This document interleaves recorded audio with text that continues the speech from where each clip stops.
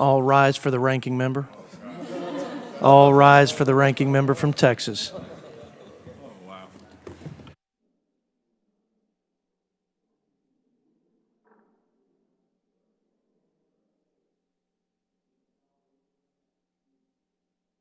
I can't say that to you.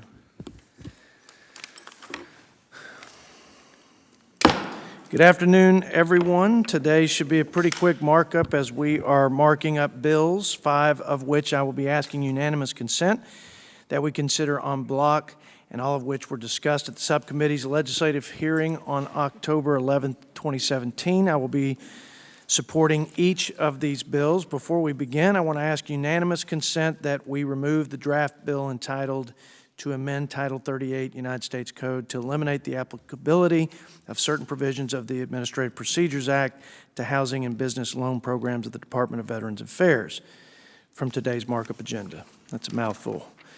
Hearing no objection, so ordered.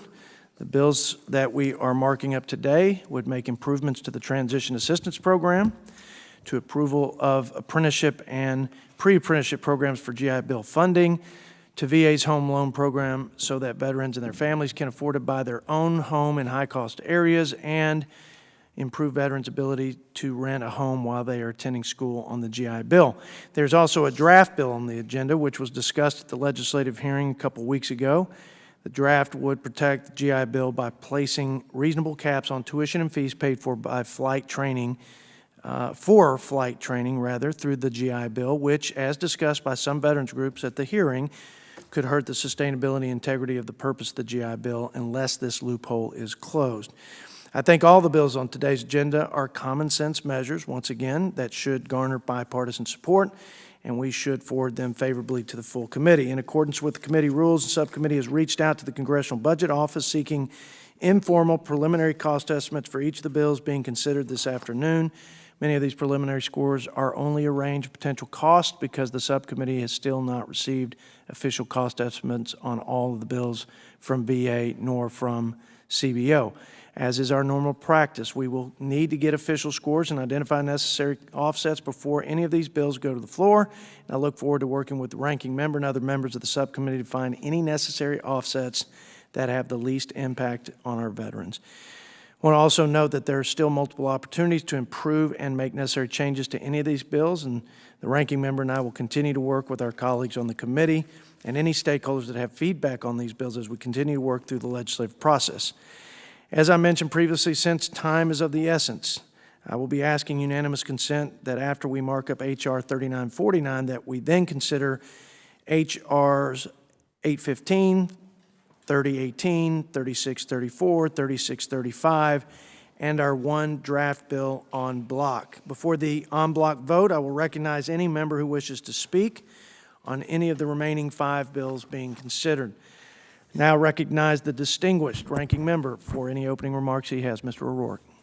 Thank you, Chairman Arrington. I want to thank you, the other members of this committee, our staffs for the work put into this, and I look forward to moving these bills. I'll yield back. I want to thank the ranking member, Mr. O'Rourke, and H.R. 3949. I will now call up H.R. 3949. The clerk shall report. H.R. 3949 to amend. This is where I interrupt her and say the bill was circulated in advance pursuant to committee rules. Without objection, the first reading is dispensed with. The bill is now open for amendment at any point. Mr. Chairman, I have an amendment in the nature of a substitute at the desk. The clerk shall report. An amendment in the nature of a substitute. Again, I will interrupt her and ask for unanimous consent that further reading of the amendment in the nature of a substitute be dispensed with. Hearing no objection, so ordered. The ranking member is now recognized for 5 minutes to speak in support of his amendment in the nature of a substitute to H.R. 3949. Mr. Ranking Member. Mr. Chairman, I'll be brief. This amendment in the nature of a substitute is technical in nature and will help make implementation of the bill more clear and straightforward for the VA. Excellent.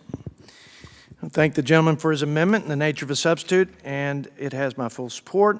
Do any other members wish to comment on the ranking member's amendment in the nature of a substitute to H.R. 3949? Hearing none, are there any other amendments to H.R. 30? We do have Mr. Chairman. a taker. Yes, sir. Mr. Banks. I have an amendment to the amendment in the nature of a substitute at the desk. Great. The clerk shall report. An amendment to the amendment in the nature of a Excuse substitute. me, ma'am. I ask unanimous consent that further reading of the amendment be dispensed with. Hearing no objection, so ordered. Mr. Banks is now recognized for 5 minutes to speak in support of his amendment to the amendment in the nature of a substitute, H.R. 3949. Mr. Banks. Thank you, Mr. Chairman. This is a straightforward amendment that eliminates unnecessary bureaucracy at the VA, which I know is a great priority of yours as the chairman of this subcommittee, to help eligible veterans receive assistance for apprenticeships and on-the-job training more expediently. Currently, both the organization and the veteran must certify a veteran's hours to the VA in order for the veteran to receive funding assistance in these programs. This amendment will eliminate the signature that is required from the veteran. By removing this requirement, we can help the VA ensure the funding for the veteran is not needlessly stalled. The American Legion has informed me that some of the current delay is due to the fact that not every single veteran has a scanner immediately available for them to transmit their signature. I encourage a yes vote and its immediate adoption, and with that, Mr. Chairman, I yield back. I thank the gentleman from Indiana for his amendment to streamline the program, make it more efficient and effective. I appreciate your leadership, sir. I thank the gentleman. Do any other members wish to comment, rather, on either amendment or the amendment in the nature of the substitute H.R. 3949? Hearing none, and since no other amendments were timely filed, the question now occurs on Mr. Banks' amendment to the amendment in the nature of a substitute to H.R. 3949. All those in favor say aye. Aye. All those opposed, no. In the opinion of the chair, the ayes have it. Mr. Banks' amendment is agreed to. Question now occurs on Ranking Member O'Rourke's amendment in the nature of a substitute as amended to H.R. 3949. All those in favor say aye. Aye. All those opposed say no. In the opinion of the chair, the ayes have it. The Ranking Member O'Rourke's amendment in the nature of a substitute as amended is agreed to. The question now occurs on the passage of H.R. 3949 as amended. All those in favor say aye. Aye. All those opposed, no. In the opinion of the chair, the ayes have it. I now recognize Mr. O'Rourke for a motion. Mr. Chairman, I move that H.R. 3949 as amended be favorably forwarded to the full committee. There's a motion to favorably forward H.R. 3949 as amended. All those in favor say aye. Aye. All those opposed, no. In the opinion of the chair, the ayes have it, and H.R. 3949 as amended is favorably forwarded to the full committee. I now ask unanimous consent to consider the following bills en bloc: H.R. 815, H.R. 3018, H.R. 3634, H.R. 3665, and a draft bill entitled, quote, to amend Title 38, United States Code to make certain improvements to the use of educational assistance provided by the Department of Veterans Affairs for flight training programs. Hearing no objection, so ordered. The clerk shall report.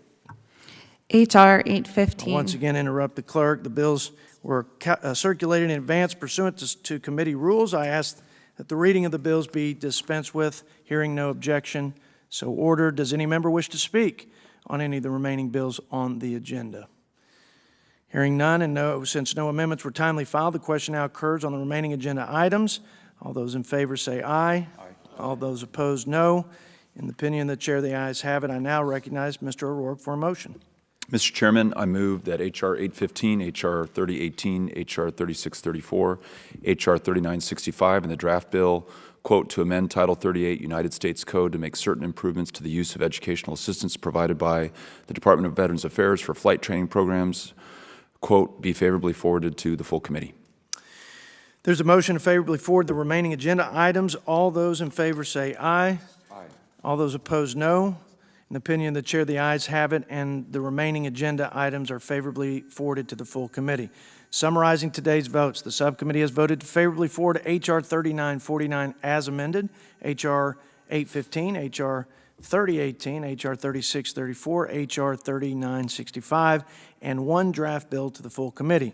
I ask unanimous consent that the committee's staff be authorized to make technical, clerical, and conforming changes to the bills favorably forwarded today. Hearing no objection, so ordered.